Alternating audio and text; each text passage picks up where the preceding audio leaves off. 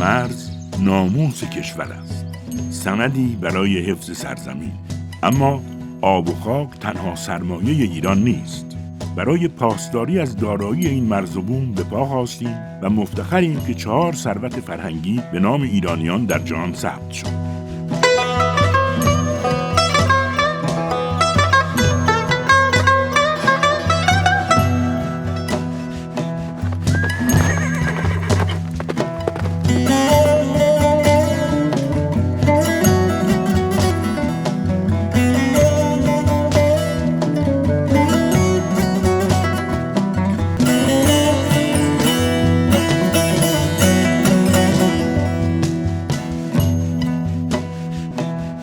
به همت وزارت میراث فرهنگی، گردشگری و صنایع دستی 4 میراث ناملموس فرهنگی در سازمان آموزشی، علمی و فرهنگی ملل متحد یونسکو ثبت جهانی شد.